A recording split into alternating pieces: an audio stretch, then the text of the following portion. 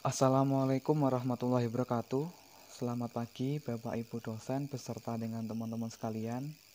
Pada pertemuan kali ini, kami dari kelompok 5 berkesempatan untuk menyampaikan materi yang akan dibahas pada pertemuan kali ini. Yang pertama, kita akan membahas tentang jenis-jenis pendekatan anggaran. Kemudian yang kedua, kita akan membahas tentang kelebihan dan kekurangan line item budgeting. Kemudian yang ketiga, kita akan membahas tentang kelebihan dan kekurangan instrumental budgeting. Yang keempat, kita akan membahas tentang kelebihan dan kekurangan planning programming budgeting system. Yang kelima, kita akan membahas tentang kelebihan dan kekurangan performance budgeting. Dan yang terakhir, kita akan membahas tentang kelebihan dan kekurangan zero based budgeting. Oke, kami kelompok 5 terdiri dari Safanisa Alivia, kemudian saya sendiri Budi Agung Surya Pratama, kemudian Salsa Fajri Mauluna, Zahra Salsa Bella, Anggita Nabila Sudrina, dan Ria Agustina. Baik, yang pertama saya akan menjelaskan tentang jenis-jenis pendekatan anggaran. Sistem perencanaan anggaran sektor publik berkembang dan berubah sesuai dengan dinamika dan tuntutan yang muncul di masyarakat. Anggaran sektor publik terbagi atas dua jenis, diantaranya adalah anggaran tradisional atau anggaran konvensional dan anggaran dengan pendekatan New Public Management. Baik, yang pertama saya akan menjelaskan tentang anggaran tradisional, yang mana terdapat dua ciri utama dalam pendekatan tradisional, diantaranya adalah incrementalism, yakni hanya menambah atau mengurangi jumlah dana atau uang pada item-item anggaran yang sudah ada sebelumnya dengan menggunakan data masa lalu tanpa mempertimbangkan keadaan yang terjadi pada saat ini, sehingga keputusan diambil tanpa kajian yang mendalam. Ciri yang kedua adalah struktur dan susunan anggaran bersifat line item.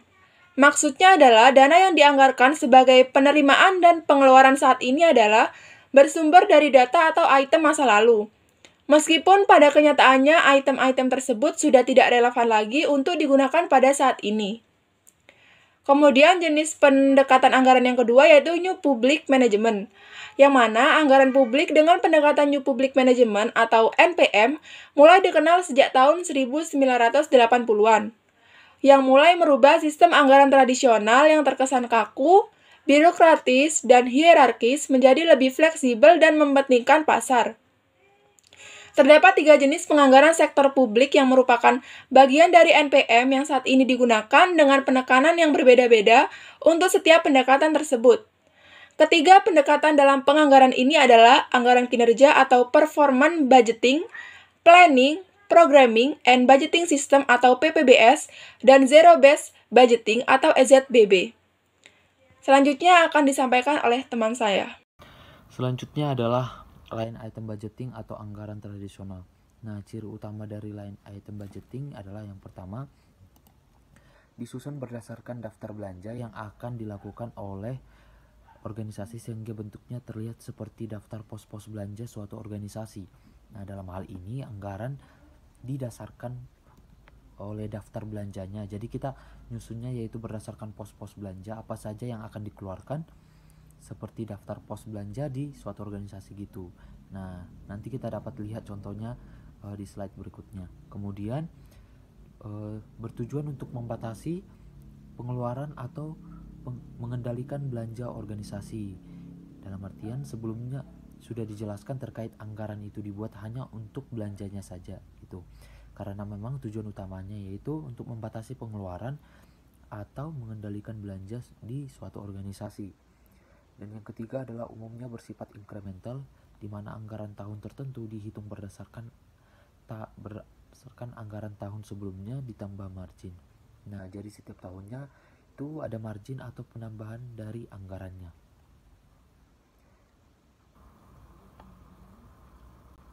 Lanjut ke proses anggaran line item budgeting.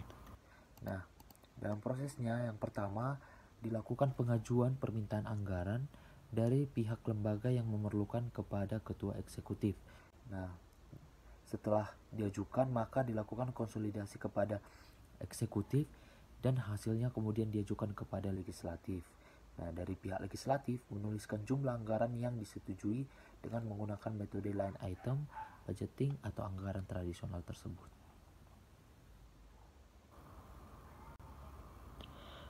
Berikut adalah contoh anggaran tradisional.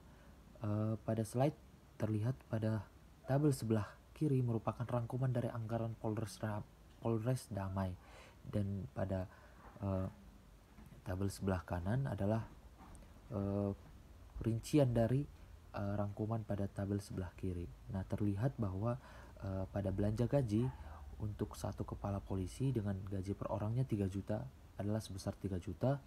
2 kapten polisi dengan gaji 2 juta maka total 4 juta, dan 8 staf admin dengan gaji 1 juta maka total 8 juta. Maka total belanja gaji adalah sebesar 15 juta.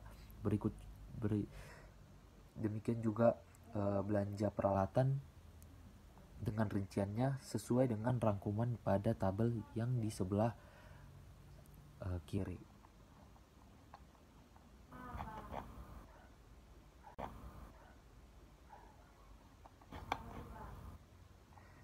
Nah, selanjutnya kelebihan dan kelemahan line item budgeting. Yang pertama saya jelaskan yaitu kelebihannya. Yaitu pertama, sederhana karena perlu menghitung. Kenapa disebut sederhana? Karena perlu menghitung berapa sih jenis belanja yang akan kita anggarkan, berapa perjalanan dinas seperti biaya transport, kemudian juga gaji atau sebagainya. Makanya terlihat sederhana. Kemudian cocok dengan pola akuntansi pertanggungjawaban atau responsibility accounting karena mempertanggungjawabkan apa yang sudah dibelanjakan, fokus pada apa yang dibelanjakan. Kemudian hampir semua program memiliki sifat dasar berkesinambungan. Keempat, dapat memberikan perhatian untuk perubahan yang ditawarkan. Yang kelima, tidak menghalangi pemberian data perencanaan dan evaluasi. Dan yang keenam, mengakumulasi biaya dari organisasi yang bersangkutan melalui biaya aktivitas. Selanjutnya ada kelemahan.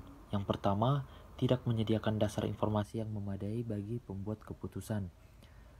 Kedua, terlalu berorientasi pada pengendalian dan kurang memperhatikan proses perencanaan dan evaluasi. Dan yang ketiga, perhatian pada jangka pendek. Keempat, keputusan perencanaan bersifat bottom up. Yang kelima, kurangnya perhatian pada perencanaan. Dan yang keenam, mendorong pengeluaran daripada penghematan.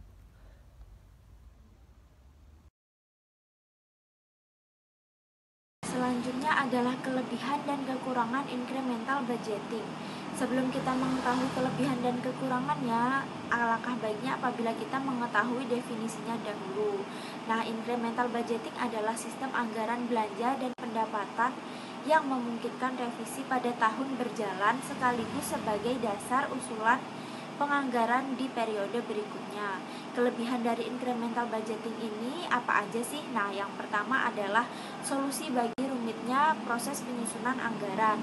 Yang kedua adalah tidak memerlukan pemahaman baru untuk sebuah program baru. Nah, yang ketiga adalah dapat mengurangi konflik. Ini adalah kekurangan dari incremental budgeting. Nah, kekurangan dari incremental budgeting ini yang pertama adalah perhatian terhadap laporan pelaksanaan anggaran, penerimaan dan pengeluaran sangat sedikit. Yang kedua adalah diabaikannya pencapaian prestasi realisasi penerimaan dan pengeluaran yang dianggarkan penggunaan. Yang ketiga adalah para penyusun anggaran tidak memiliki alasan rasional dalam menetapkan target penerimaan dan pengeluaran. Dan yang keempat adalah sulit merumuskan metode penaikan atau penurunan yang digunakan. Baiklah, selanjutnya kita akan membahas mengenai keunggulan atau kelebihan dan juga kelemahan atau kekurangan dari Planning, Programming, and Budgeting System atau yang biasa disingkat PPBS. Namun sebelumnya teman-teman, kita harus mengetahui dulu apa sih itu Planning, Programming, and Budgeting System. Nah, jadi yang dinamakan Planning, Programming, and Budgeting System atau yang biasa disingkat PPBS ini adalah teknik penganggaran yang berorientasi pada output dan juga tujuan penekanan. Biasanya utamanya pengalokasiannya itu merupakan sumber daya yang dimiliki suatu perusahaan yang didasarkan atas analisis ekonomi yang dibuat perusahaan tersebut. Nah, mungkin lebih jelasnya saya akan menjelaskan mengenai karakteristik dari PPBS ini. Yang pertama, karakteristik dari PPBS adalah berfokus pada tujuan dan aktivitas program. Karena seperti yang dijelaskan bahwa planning, programming, and budgeting system. Jadi bagaimana perusahaan itu membuat program dan juga menganalisis suatu anggaran, sistem anggaran perusahaan. Jadi pastinya mereka itu berfokus pada tujuan dan juga aktivitas perusahaannya. Kemudian yang kedua adalah berorientasi pada masa depan. Meneruskan dengan poin karakteristik yang pertama bahwa PPBS ini sangat berfokus pada tujuan dan juga aktivitas dikarenakan PPBS ini sangat berorientasi pada masa depan perusahaan tersebut dalam mencapai visi maupun misi perusahaan. Kemudian yang ketiga adalah mempertimbangkan semua biaya yang terjadi. Seperti yang telah saya jelaskan dari pengertian PPBS, bahwasannya PPBS ini didasarkan pada analisis ekonomi suatu perusahaan. Jadi perusahaan itu jika menggunakan PPBS harus pandai-pandai menganalisis dan juga mempertimbangkan semua biaya-biaya yang dapat mempengaruhi ekonomi perusahaan tersebut, teman-teman. Kemudian yang keempat adalah dilakukannya analisis secara sistematis atas berbagai alternatif program. Jadi seperti yang telah dijelaskan bahwa program ini itu sangat mencakup banyak aktivitas, ada planning dan juga budgeting. Jadi pastinya dalam program ini perusahaan itu maksud saya harus mempertimbangkan alternatif-alternatif apabila program itu kurang maksimal gitu, atau apabila program itu ingin memaksimalkan dalam mencapai tujuannya di masa depan. Baiklah teman-teman, mungkin itu adalah pengertian dan juga karakteristik dari PPBS. Selanjutnya saya akan menjelaskan mengenai kelebihan atau keunggulan dari PPBS. Baiklah, seperti yang telah saya jelaskan sebelumnya, kali ini kita akan membahas mengenai kelebihan atau keunggulan dari Planning, Programming, and Budgeting System atau yang biasa disingkat PPBS. Ada 5 keunggulannya. Yang pertama adalah tujuan organisasi ini lebih nyata. Maksudnya bagaimana? Maksudnya dalam menggapai tujuannya atau dalam membuat planning suatu tujuan perusahaan itu nyata, seperti telah di planning. Oh, tahun ini perusahaan harus mencapai ini. Tahun ini anggaran perusahaan tidak boleh melebihi dari ini karena kita akan mengalokasikan biaya ini ke tujuan perusahaan lainnya. Seperti itu, teman-teman, kurang lebihnya. Kemudian selain itu, planning, programming, and budgeting system ini sangat membantu pimpinan dalam mengambil keputusan. Pimpinan dalam membuat keputusan perusahaan di masa mendatang atau di masa yang sedang mereka lalui. Karena seperti yang telah saya jelaskan bahwa PPBS ini sangat didasarkan atau sangat dilandaskan pada analisis ekonomi suatu perusahaan tersebut. Kemudian yang kedua adalah menghindarkan adanya pertentangan dan overlapping program. Karena program ini telah disusun di awal secara rinci, ingin ke depannya seperti apa planningnya dan juga sistem budgetingnya, makanya program ini sangat membantu atau sangat mengurangi adanya overlapping program suatu perusahaan. Kemudian yang ketiga adalah alokasi sumber daya yang lebih efisien dan juga efektif. Karena seperti yang telah kita tahu bahwa perusahaan itu tidak bisa memiliki sumber daya yang terlalu kebanyakan atau suatu sumber daya yang kurang. Jadi suatu perusahaan itu harus memiliki sumber daya yang cukup. Tidak boleh kurang, tidak boleh lebih. Oleh karena itu, PPBS ini sangat membantu perusahaan dalam mengalokasikan sumber daya yang dimiliki oleh perusahaan menjadi cukup, tidak kelebihan dan juga tidak kekurangan. Kemudian yang keempat adalah dalam jangka waktu panjang, PPBS ini dapat mengurangi beban kerja. Ya, seperti yang telah dijelaskan di poin kelebihan sebelumnya, bahwa sumber daya suatu perusahaan itu tidak boleh kelebihan maupun kekurangan dan harus cukup.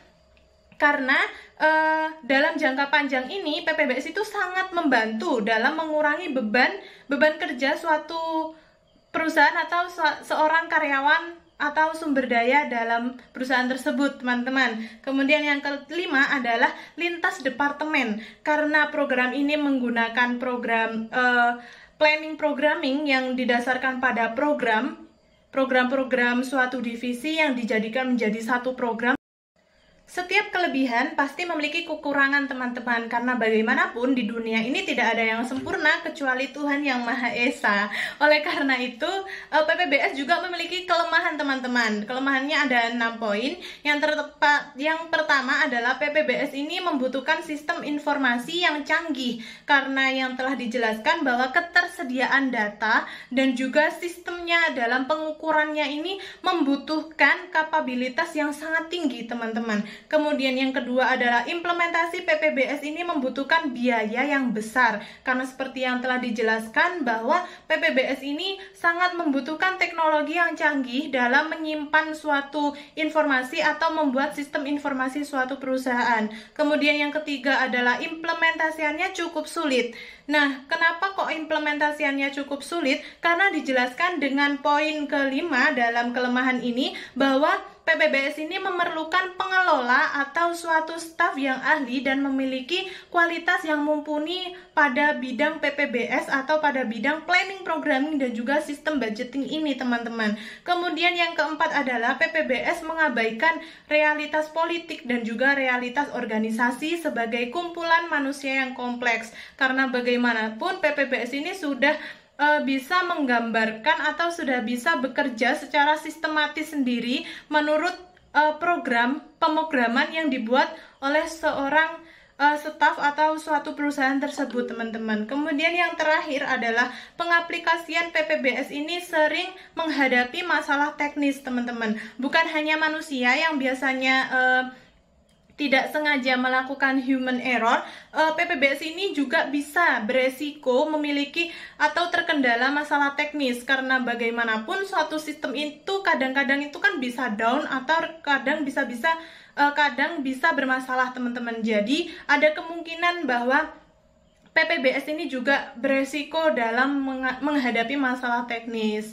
Nah, cukup itu kelebihan dan juga kelemahan dari planning, programming, and budgeting system.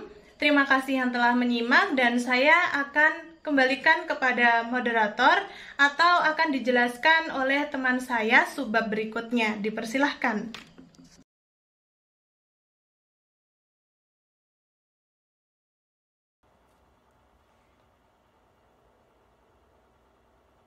Baiklah, yang selanjutnya ada kelemahan ataupun kekurangan dari performance budgeting. Yang pertama ada hanya sedikit dari pemerintah pusat dan daerah yang memiliki staf anggaran atau akuntansi yang memiliki kemampuan memadai untuk mengidentifikasi unit pengukuran dan melaksanakan analisis biaya. Yang kedua yakni banyak jasa dan aktivitas pemerintahan telah secara khusus dibuat dengan dasar anggaran yang telah dikeluarkan atau sistem cash basis. Nah, yang ketiga ada kadangkala aktivitas langsung diukur biayanya secara detail dan dilakukan pengukuran secara detail lainnya tanpa adanya pertimbangan yang memadai yang diberikan pada perlu atau tidaknya aktivitas itu sendiri. Yang selanjutnya adalah kelebihan dan juga kekurangan dari zero based budgeting. Nah, apa sih zero based budgeting ini? Zero based budgeting itu merupakan sebuah sistem anggaran yang didasarkan pada perkiraan kegiatan, bukan pada apa yang telah dilakukan di masa lalu. Jadi, 3 langkah untuk penyusunan zero based budgeting ini adalah yang pertama, mengidentifikasi inti keputusan, yang kedua, membangun paket keputusan, dan juga yang ketiga, mereview peringkat paket keputusan. Zero based budgeting ini merupakan sistem yang sangat kompleks dan juga sangat detail di setiap sisinya. Kekurangan dari zero based budgeting ini adalah terlalu banyak memakan waktu. Kenapa bisa terlalu banyak memakan waktu? Dikarenakan zero based budgeting ini merupakan sistem yang sangat terperinci. Jadi detail-detailnya itu sangat jelas sehingga sistem ini memakan waktu yang lebih banyak. Lalu yang kedua, zero based budgeting ini cenderung digunakan untuk aktivitas jangka pendek dan rentan berubah-ubah. Zero based budgeting ini memiliki kekurangan yang ketiga, yaitu perusahaan atau organisasi memerlukan teknologi yang akurat karena penentuan paket keputusan harus berdasarkan data. Nah, itu yang seperti yang tadi saya bilang, kalau zero based budgeting ini merupakan sebuah sistem yang sangat terperinci. Lalu kekurangan selanjutnya adalah rentan akan adanya kekeliruan sehingga manajemen harus terus melakukan review dan juga ranking. Kekurangannya yang terakhir itu adalah rentan terhadap kecurangan oleh oknum perusahaan ataupun oleh organisasi yang tidak bertanggung jawab. Yang selanjutnya itu adalah kelebihan dari zero based budgeting ini. Nah, jika dilakukan dengan benar, dapat meningkatkan efisiensi anggaran karena dalam zero based budgeting ini memiliki paket alternatif yang lebih bermanfaat. Karena zero based budgeting ini merupakan sistem yang sangat terperinci tadi. Lalu, zero based budgeting ini lebih menekankan pada anggaran value for money. Artinya, dengan metode anggaran yang tak bersisa ini, para pemangku keputusan dapat memilih bagian mana yang lebih menguntungkan. Lalu yang selanjutnya, setiap alokasi dapat ditinjau ulang karena dalam zero based budgeting memberikan informasi yang lebih detail. Lalu meningkatkan pengetahuan dan memberikan analisis penyebab demotivasi karyawan. Kelebihan yang terakhir adalah memberikan kesempatan pada bottom level management untuk berpartisipasi dalam mengambil keputusan. Nah, jadi zero based budgeting ini selain terperinci juga merupakan sebuah sistem yang tepat digunakan bagi perusahaan yang ingin mengetahui tentang demotivasi dari karyawannya gitu. Karena dia itu ya terperinci itu tadi, jadi detail-detailnya itu lebih terlihat jelas dan juga lebih terperinci. Yang selanjutnya ada quotes dari William Feather. Dia bilang, "A budget tells us what we can't afford, but it doesn't keep us from buying it." Jadi anggaran itu memberitahu kita apa saja yang tidak bisa kita beli, tapi itu tidak menghalangi kita untuk membelinya. Jadi kalau misalkan kalian punya self management dan juga money management yang baik, itu anggaran kalian itu bisa berputar dan akhirnya apa yang tidak mungkin kalian beli itu akhirnya bisa kalian beli. Maka dari itu anggaran ini disebutkan sebagai sesuatu yang sangat penting dalam kehidupan sehari-hari.